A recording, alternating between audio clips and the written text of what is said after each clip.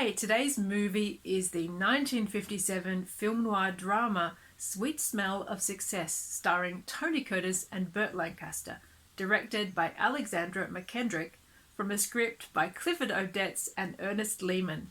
Low-rent publicist Sidney Falco is out of favour with the all-powerful columnist J.J. Hunsecker. Desperate to advance himself, Falco agrees to Hunsecker's proposal that he should break up the relationship between Hunsecker's naive young sister and a jazz musician. Can Falco break up the starry-eyed young couple, and at what cost?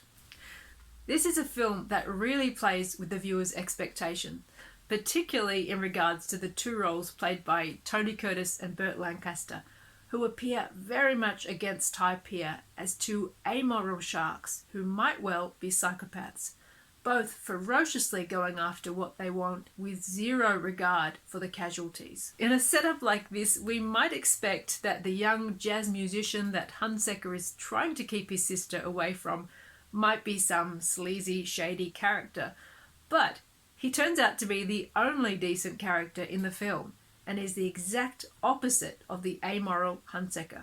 The film draws us into a nocturnal world where all the values are upside down, and the anti-hero is trying to achieve something which is actually pretty terrible.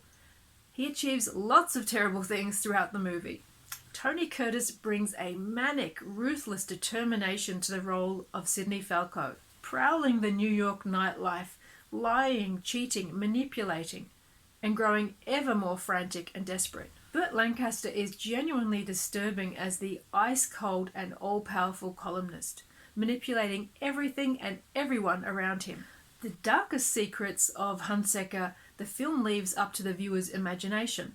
There is an incident referred to in which Falco helped Hunsecker cover something up in the past, and Falco says this is the dirtiest thing he has ever done, but the film never lets us in on what it was. Equally, the film never really lets us in on why Hunsecker wants to keep his sister so isolated and so completely under his control. But there is some suggestion of a possibly incestuous relationship as well as a psychologically abusive one. Hunsecker's sister is the perfect personification of the human cost of his psychopathy. She's emotionally crippled, she lives in terror. JJ has crushed her spirit with his brutal control. This film contrasts the surface glamour of New York nightlife with the inner ugliness and extremely dark moral landscape of its characters. And be warned, this is a very dark film. The scene with the cigarette girl is one of the most disturbing and horrible things I have seen in a really long time, and I was genuinely worried and uncertain about where that was going.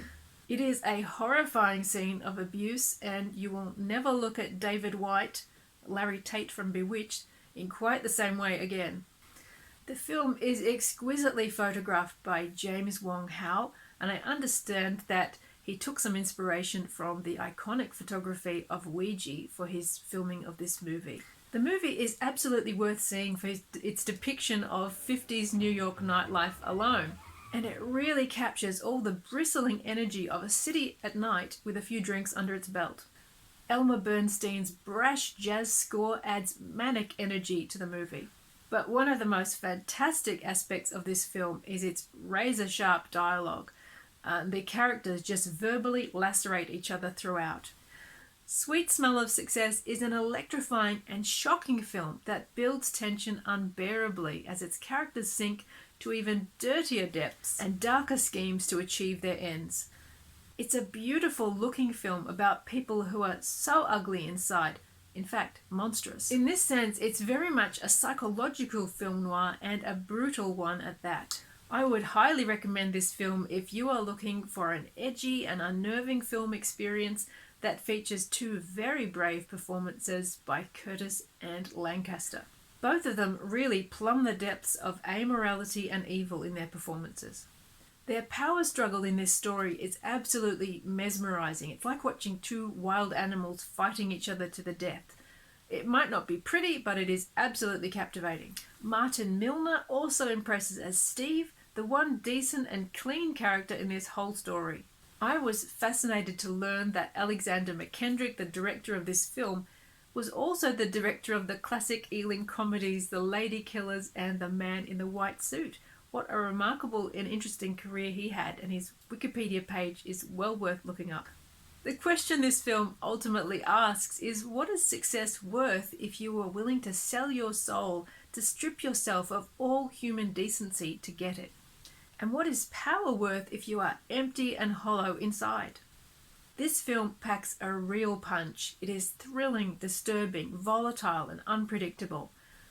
Thank you so much for joining me today, and I hope I'll see you next time. Bye.